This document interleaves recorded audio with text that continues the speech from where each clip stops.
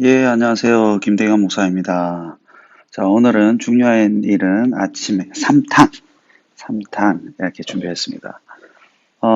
제가 중요한 일은 아침에 하라고 1탄과 2탄 영상을 2개 올렸더니 네 분이서 저한테 이렇게 질문해 줬어요.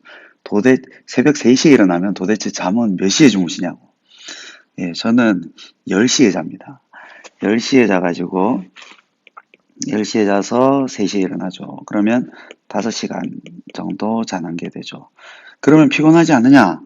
피곤해요. 낮에 이게 쉽지 않습니다.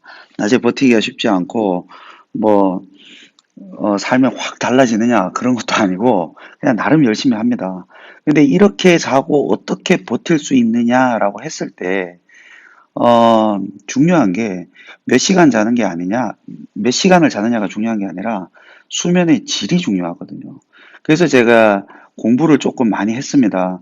어떻게 하면 수면의 질을 높일 수 있을까? 어떻게 하면 조금 더 적게 자고도, 그리고 나에게 적정 수면량을 잡고 그 시간만을 자고도 그나마 쌩쌩하게 살아갈 수 있을까?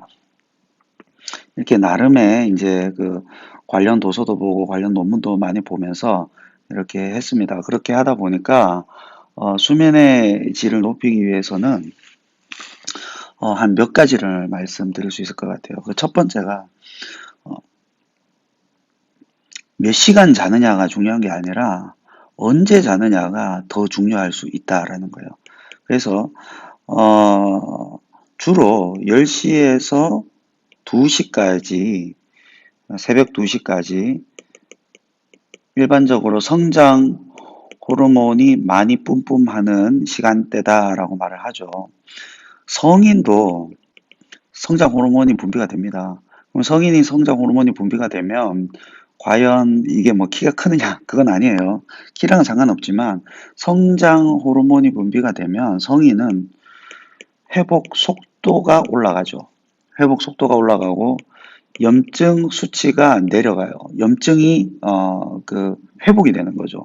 그래서 10시에서 12시에 자는 것이 생각보다 중요하다라는 것을 어, 여러 가지 책을 통해서 그리고 논문을 통해서 제가 이제 깨달은 바가 있고, 그래서 매번 이렇게 할 수 없지만 최대한 10시에서 새벽 2시 사이는 잠을 청하려고 많이 노력하고요. 그래서 저는 9시 30분부터 잠을 자기 위해서 노력을 하고 10시에는 잠들려고 애를 씁니다. 그래서 3시에 일어나면 어, 피곤함이 아예 없진 않지만 그래도 낮에 일상생활을 하는데 지장은 없습니다. 지장은 없습니다.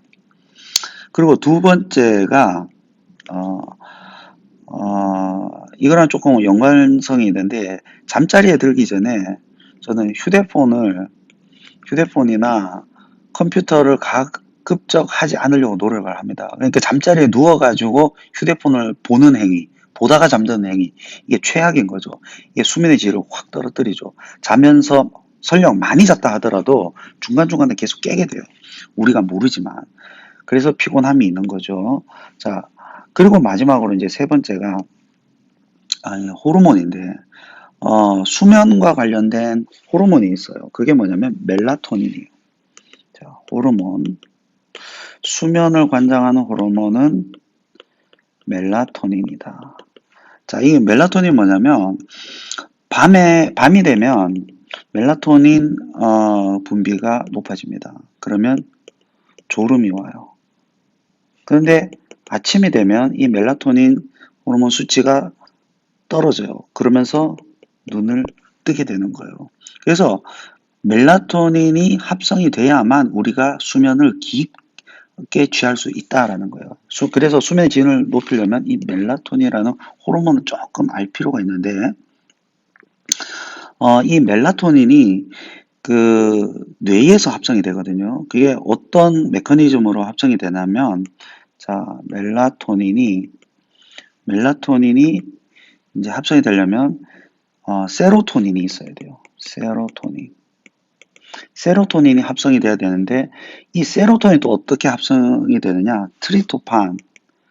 트리토판이라는 트리토판에 의해서 합성이 됩니다. 요게 다 어디에서 일어나냐? 뇌 안에서 이루어지거든요. 그런데 요 트리토판이 세로토닌으로 합성이 되고 세로토닌이 멜라토닌으로 합성이 돼요. 그래서 이 멜라토닌이 분비가 돼야만 우리가 깊은 수면을 취할 수 있다라는 거예요. 그런데 요 트리토판은 단백질 섭취 시 올라갑니다. 식이 단백질에 함유가 되어 있거든요. 그래서 단백질을 섭취를 하면 혈장 트리토판의 농도가 올라가요. 그런데 문제가 있죠. 그래서 단백질을 섭취를 하고 혈장 트리토판이 높아지면 세로토닌으로 합성되고 멜라토닌으로 곧바로 되느냐? 아니라는 거예요. 어, 두 가지 뇌에서 이 멜라토닌이 합성되기 위해서는 두 가지 문제가 해결이 돼야 돼요. 두 가지 문제. 첫 번째가 뭐냐면 뇌혈관 장벽이에요. 이게 뭐냐면 뇌의 일종의 문지기거든요. 뇌에 아무 물질이 들어갈 수 없게 만들어야 되는데 이 트리토판이 뇌를 뚫고 들어가야 되거든요. 그런데 이 두 번째 문제가 생기죠. 경쟁 아미노산이 있어요. 경쟁 아미노산과 경쟁해서 이겨야 여기에 들어갈 수 있는 거예요. 왜냐하면 단백질을 섭취를 하면 다른 중성 아미노산이 같이 더 큰 중성 아미노산들이 같이 생성이 되는데 예를 들면 뭐 발린이라든지 류신이라든지 이소류신, 티로신 그리고 페니알라닌이라든지 메티오닌이라든지 이런 다른 큰 중성 아미노산들이 생성이 되는데 예, 그 단백질 안에 그 트리토판의 비율이 높아지면 요 비율들은 더 높아지거든요. 그래서 이것들이 먼저 들어가 버리면 트리토판은 뇌 안으로 들어갈 수가 없어요. 그래서 뇌로 들어가는 트리토판의 비율을 높이기 위해서 필요한 게 있거든요. 그게 뭐냐? 그게 뭐냐? 바로 인슐린이에요. 인슐린. 우리 이제 예를 들어 간헐적다식이라든지 키토제닉을 하는 사람들이 그렇게 싫어하는 인슐린. 이 인슐린이 중요한 역할을 감당합니다. 그래서 숙면을 위해서 우리가 예를 들어 간헐적 단식이라든지 키토제닉을 하면 인슐린 비율이 막 낮아지죠. 그러면 트리토판이 뇌로 들어가는 모든 길들을 다 막아버리는 거예요. 이 인슐린이 어떤 역할을 하냐면 이 아까 여기에서 말했던 이 중성 아미노산들 있죠. 발린, 유신, 이소류신, 티로신, 페니알라닌, 뭐 메티오닌 이런 종류들을 근육으로 보내버리는데 남아있는 게 트리토판이에요. 이 트리토판을 제외하고 나머지 중성 아미노산들을 근육에 합성을 시켜버려. 그럼 이 트리토판을 알부민이 싹 데리고 어디로 가느냐? 인슐린이 얘네들을 근육으로 합성을 하고 트리토판은 알부민이 뇌혈관 장벽으로 이 농도가 혈장 트리토판 농도가 높으니까 뇌혈관 장벽으로 들어가면 그렇게 되면 세로토닌이 합성이 되고 멜라토닌이 합성이 되는 거죠. 그래서 잠을 잘 수 있어요. 이 말은 무슨 말이냐면 결국 인슐린이 언제 분비가 돼요? 탄수화물을 먹을 때 분비가 된다는 거예요. 그러니까 간헐적 단식이라든지 키토제닉을 하는 사람들은 탄수화물 섭취를 제한하잖아요. 그럼 인슐린 분비가 안 돼요. 그러면 잠이 안 와요. 그리고 깊은 숙면을 취할 수가 없는 거예요. 그래서 저처럼 간헐적 단식이나 키토제닉을 좀 나름 하는 사람들은 탄수화물을 저녁 식사 때 탄수화물을 먹어주거든요.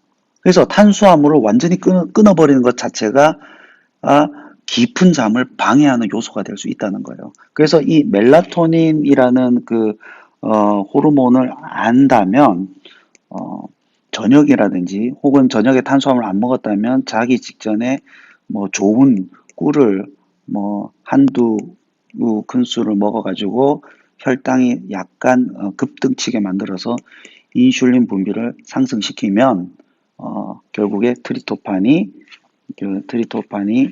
혈중 트리토판 농도가 높아지고 이것이 뇌로 들어서 세로토닌과 그 다음에 멜라토닌으로 합성돼서 깊은 잠으로 잘 수 있다는 거예요. 그래서 이 메커니즘을 조금은 알 필요가 있어요. 그래서 결론적으로 탄수화물을 너무 제한해서는 안 된다. 그러나 건강한 탄수화물 먹어야 되겠죠. 이렇게 해서 제가 오늘 한 세 가지를 말씀을 드렸습니다. 수면의 질을 향상시키기 위해서 10시에서 2시라는 그 수면 시간, 성장 호르몬이 뿜뿜하는 요 시간대, 그리고 그 블루라이트를 좀 차단시키는 휴대폰, 예. 이게 또 멜라토닌을 이 합성되는 것을 방해해요. 휴대폰으로 보는 것이. 그리고 이 멜라토닌을 위해서 약간의 탄수화물, 그러니까 탄수화물 너무 제한해서는 안 된다라는 거, 요거를 잠깐 설명했습니다. 자, 오늘 영상은 여기까지입니다. 감사합니다.